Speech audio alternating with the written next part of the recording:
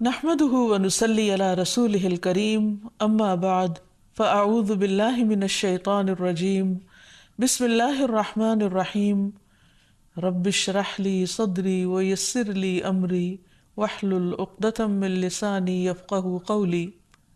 السلام علیکم ورحمۃ اللہ وبرکاتہ۔ ناظرین، پروگرام دعا کیجیے کے ساتھ آپ کی خدمت میں حاضر ہیں۔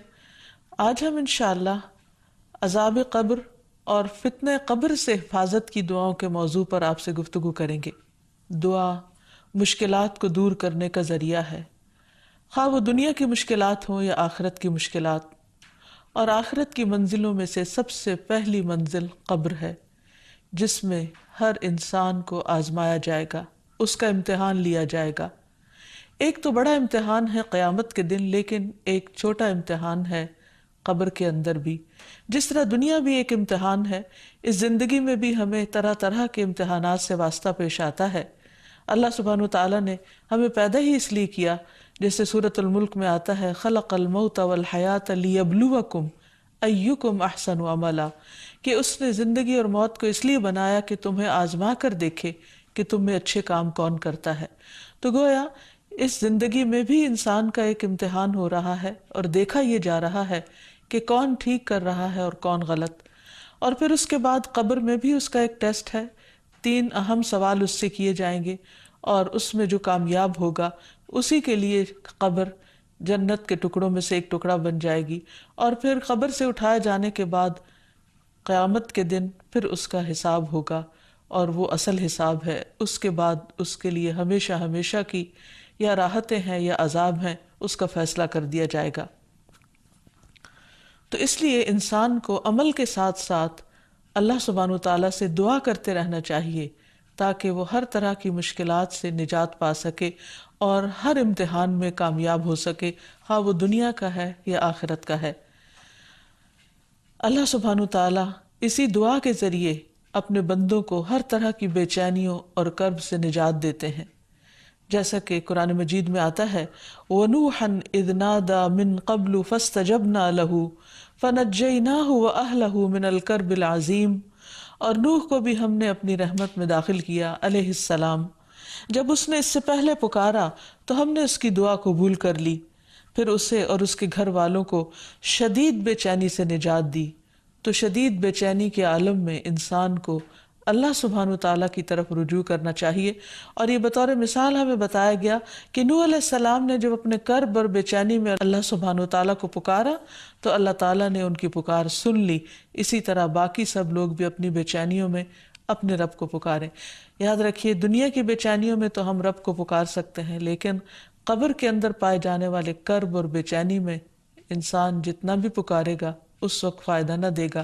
اس لیے ضروری ہے کہ دنیا میں ہی انسان اپنے فیوچر کے بارے میں سوچتے ہوئے، اپنے مستقبل کی پریشانیوں اور بے چینیوں کے بارے میں سوچتے ہوئے آج دعا کرے، اور دعا کرنے سے پہلے اللہ سبحانہ وتعالیٰ کی حمد و ثنا اور نبی صلی اللہ علیہ وسلم پر درود شریف پڑھے۔ جہاں تک قبر کا تعلق ہے تو قبر آخرت کی منزلوں میں سے سب سے پہلی منزل ہے، اور قبر سے زیادہ ہولناک منظر کوئی نہیں۔ رسول اللہ صلی اللہ علیہ وسلم نے فرمایا، قبر آخرت کی پہلی منزل ہے، اگر وہاں نجات مل گئی تو بعد کے سارے مراحل آسان ہو جائیں گے، اور اگر وہاں نجات نہ ملی تو بعد کے سارے مراحل دشوار ہو جائیں گے، یعنی مشکل ہو جائیں گے۔ رسول اللہ صلی اللہ علیہ وسلم نے یہ بھی فرمایا کہ اللہ کی قسم، میں نے جتنے بھی مناظر دیکھے، جتنے سینز دیکھے ہیں، قبر کا منظر ان سب سے زیادہ ہولناک ہے، خوفناک ہے۔ اور ویسے بھی انسان اگر امیجن کرے کہ زمین کے اندر ویرانے میں، قبرستان میں، کئی فٹ زمین کے اندر نیچے اندھیری کوٹھڑی، جس میں انسان کا لحاف بھی مٹی ہے اور اس کا بچھونا بھی مٹی ہے، اور وہاں کسی قسم کی کوئی لائٹ بھی نہیں، کوئی پنکھا نہیں، کچھ بھی نہیں، تو وہ کیسا منظر ہوگا۔ تو نبی صلی اللہ علیہ وسلم نے سچ فرمایا کہ میں نے اس سے زیادہ ہولناک منظر کوئی اور نہیں دیکھا۔ پھر اسی طرح یہ ہے کہ جیسے دنیا میں انسان خوشی اور غم دیکھتا ہے، قبر میں بھی انسان کو یا خوشی ہوتی ہے یا غم ہوتا ہے، اور وہاں کا عذاب بھی برحق ہے اللہ کے نافرمانوں کے لیے، مجرموں کے لیے۔ اس سلسلے میں ایک حدیث آتی ہے کہ ایک یہودی عورت حضرت عائشہ رضی اللہ تعالی عنہا کے پاس آئیں اور اس نے عذاب قبر کا ذکر چھیڑ دیا اور کہا کہ اللہ تجھے عذاب قبر سے محفوظ رکھے۔ اس پر حضرت عائشہ رضی اللہ تعالی عنہا نے رسول اللہ صلی اللہ علیہ وسلم سے عذاب قبر کے بارے میں دریافت کیا۔ آپ نے اس کا جواب دیا کہ ہاں، عذاب قبر حق ہے، یعنی واقعی ہے۔ تو حضرت عائشہ نے بیان کیا کہ پھر میں نے کبھی ایسا نہیں دیکھا کہ آپ صلی اللہ علیہ وسلم نے کوئی نماز پڑھی ہو اور اس میں عذاب قبر سے اللہ کی پناہ نہ مانگی ہو، یعنی ہمیشہ آپ صلی اللہ علیہ وسلم ہر نماز میں اللہ سبحانہ وتعالیٰ سے دعا کرتے کہ وہ عذاب قبر سے محفوظ رکھیں۔ اسی طرح ایک اور موقع پر نبی صلی اللہ علیہ وسلم اپنے صحابہ کے ساتھ بنو نجار کے باغ سے گزر رہے تھے تو اچانک وہ گدھا بدک گیا جس پر آپ سوار تھے، تو قریب تھا کہ وہ آپ کو نیچے گرا دے۔ تو آپ صلی اللہ علیہ وسلم نے پوچھا کہ یہاں اس جگہ پر کیا ہے؟ تو پتہ چلا کہ یہاں دور جاہلیت کے لوگوں کی قبریں ہیں۔ تو آپ صلی اللہ علیہ وسلم نے جب پوچھا کہ یہ لوگ کب مرے تو عرض کیا گیا کہ یہ لوگ شرک کی حالت میں مرے تھے۔ تو آپ نے فرمایا کہ ان لوگوں کو ان کی قبروں میں عذاب ہو رہا ہے۔ اگر مجھے یہ خیال نہ ہوتا کہ تم لوگ اپنے مردوں کو دفنانا چھوڑ دو گے تو میں تمہیں یہ عذاب اس وقت سنواتا، یعنی اللہ تعالیٰ سے دعا کرتا کہ تمہیں قبر کے عذاب کو سنوا دے جسے میں سن رہا ہوں۔ پھر آپ صلی اللہ علیہ وسلم ہماری طرف متوجہ ہوئے اور فرمایا تم لوگ دوزخ کے عذاب سے اللہ کی پناہ مانگو۔ صحابہ نے عرض کیا ہم دوزخ کے عذاب سے اللہ کی پناہ مانگتے ہیں۔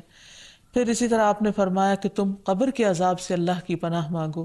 تو صحابہ نے عرض کیا نعوذ باللہ من عذاب القبر، کہ ہم قبر کے عذاب سے اللہ کی پناہ مانگتے ہیں، یعنی اللہ تعالیٰ ہمیں اس سے محفوظ رکھے۔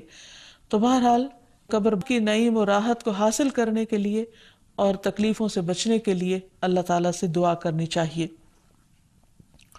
جہاں تک قبر کے سوال و جواب کا تعلق ہے تو اس کے بارے میں حدیث میں آتا ہے نبی صلی اللہ علیہ وسلم نے فرمایا کہ جب انسان کو دفن کر کے اس کے ساتھی چلے جاتے ہیں تو ایک فرشتہ جس کے ہاتھ میں گرز ہوتا ہے آ کر اسے اٹھا دیتا ہے اور اس سے محمد صلی اللہ علیہ وسلم کے متعلق پوچھتا ہے۔ ایک دوسری روایت میں آتا ہے کہ وہ پوچھتا ہے من ربک، تمہارا رب کون ہے، ما دینک، تمہارا دین کیا ہے، اور پھر وہ نبی صلی اللہ علیہ وسلم کے بارے میں سوال کرتا ہے کہ تم اس آدمی کے متعلق کیا کہتے ہو؟ تو مومن کہتا ہے اشہد ان لا الہ الا اللہ و اشہد ان محمدا عبدہ و رسولہ، کہ میں اس بات کی گواہی دیتا ہوں کہ اللہ کے علاوہ کوئی معبود نہیں اور یہ کہ محمد صلی اللہ علیہ وسلم اس کے بندے ہیں اور رسول ہیں۔ یہ سن کر فرشتہ کہتا ہے کہ تم نے سچ کہا۔ کسی نے پوچھا یا رسول اللہ صلی اللہ علیہ وسلم وہ فرشتہ تو ہاتھ میں گرز لے کر جس کے سامنے کھڑا ہوگا اس پر گھبراہٹ طاری ہو جائے گی، یعنی اس کے حال حلیہ دیکھ کر ہی خوف آنے لگے گا۔ تو نبی صلی اللہ علیہ وسلم نے فرمایا اللہ ایمان والوں کو کلمہ توحید پر ثابت قدم رکھتا ہے، جس کا ذکر سورۃ ابراہیم میں بھی آتا ہے یثبت اللہ الذین آمنوا بالقول الثابت فی الحیات الدنیا وفی الآخرہ، اللہ قول ثابت کے ذریعے دنیا اور آخرت میں اپنے بندوں کو ثابت قدم رکھتا ہے، یعنی کلمہ طیبہ کے ذریعے، یعنی جو شخص سچے دل سے دنیا میں لا الہ الا اللہ کہتا ہے اللہ سبحانہ وتعالیٰ قبر میں بھی اس کو اللہ تعالیٰ کی وحدانیت کے اقرار کے لیے اس کلمے کو یاد کرا دیں گے اور انسان کے اوپر وہ وحشت پر طاری نہیں ہوگی، بلکہ مومن اپنی قبر میں پرسکون ہوگا۔ نبی صلی اللہ علیہ وسلم نے فرمایا اگر مرنے والا نیک آدمی ہو تو فرشتے اسے اس کی قبر میں اس طرح بٹھاتے ہیں کہ اس پر کوئی خوف اور گھبراہٹ نہیں ہوتی۔ ویسے بھی قرآن مجید میں آتا ہے الا ان اولیاء اللہ لا خوف علیہم ولا هم یحزنون، خبردار اللہ کے دوستوں کو نہ کوئی خوف ہے اور نہ غم ہوگا۔ پھر اسی طرح یہ ہے کہ قبر میں ہی انسان کو جنت کا لباس اور خوشبو ملتی ہے۔ جب مومن درست جواب دیتا ہے تو ایک آواز لگانے والا آواز لگاتا ہے کہ میرے بندے نے سچ کہا، بس اس کے لیے جنت کا بستر بچھا دو، اس کے لیے جنت میں ایک دروازہ کھول دو، اسے جنت کے کپڑے پہنا دو۔ پھر جنت کی ہوا اور خوشبو اس کے پاس آتی ہیں اور اس کی قبر حد نگاہ تک کشادہ کر دی جاتی ہے، یعنی کھلی کر دی جاتی ہے۔ جنت کے دروازوں میں سے ایک دروازہ کھول کر اسے اس کی آخری قیام گاہ یعنی جنت میں اس کا جو گھر ہے وہ دکھا دیا جاتا ہے اور اسے بتایا جاتا ہے کہ یہ ہے وہ جگہ جو اللہ سبحانہ تعالیٰ نے تمہارے لیے تیار کر رکھی ہے. یعنی قیامت کے دن جب تم اٹھو گے اور اپنے حساب کتاب سے فارغ ہوگے تو آخر میں تمہارا مقام یا گھر یہ ہوگا. تو اس سے اس کی خوشی میں اور زیادہ اضافہ ہو جاتا ہے. لیکن اس کے برعکس جو شخص اس امتحان میں فیل ہو جاتا ہے اس کے لیے جہنم کے دروازوں میں سے ایک دروازہ کھول کر اس کو جہنم کا ٹھکانہ دکھا دیا جاتا ہے. پھر اسی طرح یہ ہے کہ انسان کی قبر وسیع اور روشن کر دی جاتی ہے. ابو ہریرہ سے روایت ہے کہ رسول اللہ صلی اللہ علیہ وسلم نے فرمایا مومن شخص اپنی قبر میں سبز باغیچے میں ہوتا ہے تو اس کے لیے اس کی قبر کو 70 ہاتھ کشادہ کر دیا جاتا ہے اور اس کے لیے 14ویں کے چاند کی طرح روشنی کر دی جاتی ہے. یعنی ایک خوبصورت منظر ہوتا ہے جیسے 14ویں رات کو ہوتا ہے اور اس کا وہاں جتنا بھی قیام ہوگا یعنی ایسے بندے کا جو قبر کے امتحان میں پاس ہو گیا وہ بہت ہی سکون اور امن اور خوشی میں اور خوشنما منظر میں اور خوشنما اور بہترین گھر پہ ہوگا. تو اس سے پتہ یہ چلتا ہے کہ جو شخص ایمان کے ساتھ عمل صالح کرتے ہوئے دنیا سے رخصت ہوگا، ایمان پر ہی اس کا خاتمہ ہوگا اور وہ قبر کے امتحان میں کامیاب ہو جائے گا، اس کے لیے قبر کو کشادہ کر دیا جائے گا اور ایک بہترین منظر ہوگا اس کے اس گھر میں. اس کے برعکس قبر میں عذاب بھی ہے. جو شخص قبر کے سوالوں کے جواب نہ دے سکا اس کی وہاں شامت آئے گی، اس کو مار پڑے گی. نبی صلی اللہ علیہ وسلم نے فرمایا کہ آدمی جب قبر میں رکھا جاتا ہے اور دفن کر کے اس کے لوگ پیٹ موڑ کر رخصت ہوتے ہیں تو وہ ان کے جوتوں کی آواز سنتا ہے. پھر 2 فرشتے آتے ہیں، اسے بٹھاتے ہیں، پوچھتے ہیں اس شخص کے متعلق تمہارا کیا اعتقاد ہے؟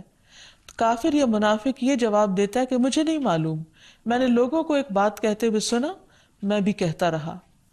پھر اس سے کہا جاتا ہے کہ نہ تو نے کچھ جانا اور نہ پڑھا. اس کے بعد لوہے کے ہتھوڑے سے اس کے دونوں کانوں کے درمیان بڑے زور سے مارا جاتا ہے اور وہ اتنے بھیانک طریقے سے چیختا ہے کہ 2 بوجھوں یعنی انسان اور جن کے علاوہ ارد گرد کی ساری مخلوق اس کی چیخ سنتی ہے. پھر اسی طرح جہنم سے لباس اور بستر آتا ہے. آسمان سے منادی آواز لگاتا ہے اس نے جھوٹ بولا، اس کے لیے آگ کا بستر بچھا دو، آگ کا لباس پہنا دو. پھر جہنم کا دروازہ کھول دیا جاتا ہے، قبر کو تنگ کر دیا جاتا ہے. اس شخص پر اندھا بہرا فرشتہ مقرر کر دیا جاتا ہے جو اس پر سزا دینے کے لیے مسلط ہوتا ہے تاکہ اس پر کسی قسم کا کوئی رحم نہ کھائے. اور پھر قبر میں اس کی نیند کی کیفیت کے بارے میں آتا ہے کہ اس سے کہا جاتا ہے کہ تم منحوش کی سی نیند سو جاؤ. اور منحوش کی نیند کا مطلب ہے ایسا آدمی جسے کیڑے مکوڑے اور سانپ ڈستے اور نوچتے رہتے ہیں اور اس پر قبر تنگ کر دی جاتی ہے تو جس کرب میں وہ مبتلا ہوتا ہے اور اس میں وہ جو سوتا ہے اس نیند کی طرف اشارہ ہے. پھر یہ ہے کہ عذاب قبر کے اسباب کیا ہیں، یعنی کیا چیز ہے جو انسان کو وہاں مصیبت سے دوچار کرے گی. سب سے پہلے تو کفر اور نفاق ہے، جیسے قرآن مجید میں آتا ہے قوم فرعون کے بارے میں النار یعرضون علیہا غدوا وعشیا ویوم تقوم الساعة ادخلوا آل فرعون اشد العذاب. وہ صبح و شام آگ پر پیش کیے جاتے ہیں اور جس دن قیامت قائم ہوگی تو حکم ہوگا آل فرعون کو سخت ترین عذاب میں داخل کر دو. تو یہ نبی صلی اللہ علیہ وسلم کو معراج پر بھی دکھایا گیا تھا کہ کس طرح آل فرعون کو صبح و شام آگ پر پیش کیا جاتا ہے. حالانکہ دیکھیے کہ آل فرعون جو ہے وہ پانی میں ڈوب کر مرے ہیں، لیکن اس کے باوجود مرنے کے بعد قیامت تک کے بیچ کے عرصے میں انہیں آگ پر پیش کیا جا رہا ہے، یعنی انہیں آگ کا عذاب ابھی بھی مل رہا ہے. اور قیامت کے دن جیسے کہ اس آیت میں آتا ہے جس دن قیامت قائم ہوگی کہا جائے گا ادخلوا آل فرعون اشد العذاب، اب آل فرعون کو شدید ترین عذاب میں داخل کرو، یعنی اصل جہنم میں اب ان کو ڈال دو. اسی طرح جو شخص نیک عمل نہیں کرتا، اپنی دنیا کی زندگی کو ضائع کرتا ہے، وہ بھی جا کر وہاں سخت پچھتائے گا اور پکارے گا اور فریادیں کرے گا کہ مجھے کسی طرح واپس بھیج دیا جائے تاکہ اب میں اچھے کام کر کے آؤں. حتی اذا جاء احدهم الموت قال رب ارجعون لعلی اعمل صالحا فیما ترکت کلا انہا کلمۃ هو قائلها ومن ورائہم برزخ الی یوم یبعثون. یہاں تک کہ جب ان میں سے کسی کے پاس موت آتی ہے تو کہتا ہے اے میرے رب مجھے واپس بھیج دے تاکہ میں جو کچھ چھوڑ آیا ہوں اس میں کوئی نیک عمل کر لوں۔ ہرگز نہیں، یہ تو ایک بات ہے جسے وہ کہنے والا ہے، اور ان کے پیچھے ایک پردہ ہے اس دن تک جب وہ اٹھائے جائیں گے۔ یعنی برزخ کی طرف اشارہ ہے کہ اب دنیا کی طرف واپس آنے میں رکاوٹ ہے، کوئی بھی مرنے کے بعد دوبارہ زندہ ہو کر نہیں آ سکتا، اور نہ ہی وہ عمل کر سکتا ہے جن کو دنیا میں وہ اپنی زندگی میں نہ کر سکا یا نہ کرنا چاہا اس نے۔ پھر اسی طرح دوسری بڑی چیز جو انسان کے لیے قبر کے عذاب کا ذریعہ بنے گی ہے وہ ہے ظلم کرنا۔ قرآن مجید میں آتا ہے وَلَوْ تَرَىٰ إِذِ الظَّالِمُونَ فِي غَمَرَاتِ الْمَوْتِ وَالْمَلَائِكَةُ بَاسِطُو أَيْدِيهِمْ أَخْرِجُوا أَنفُسَكُمْ الْيَوْمَ تُجْزَوْنَ عَذَابَ الْهُونِ بِمَا كُنْتُمْ تَقُولُونَ عَلَى اللَّهِ غَيْرَ الْحَقِّ وَكُنْتُمْ عَنْ آيَاتِهِ تَسْتَكْبِرُونَ۔ کاش آپ ظالموں کو دیکھیں جب وہ موت کی سختیوں میں مبتلا ہوتے ہیں اور فرشتے ان کی طرف اپنے ہاتھ پھیلائے ہوئے ہوتے ہیں اور کہتے ہیں لاؤ اپنی جانیں نکالو، آج تمہیں ذلت کا عذاب دیا جائے گا کیونکہ تم ناحق باتیں اللہ کے ذمے لگاتے تھے اور اس کی آیتوں سے تکبر کرتے تھے۔ تو اس آیت میں بھی آپ دیکھیے کہ یہ کہا جا رہا ہے کہ موت کی سختیوں کے وقت فرشتے ان کی جان نکال رہے ہوتے ہیں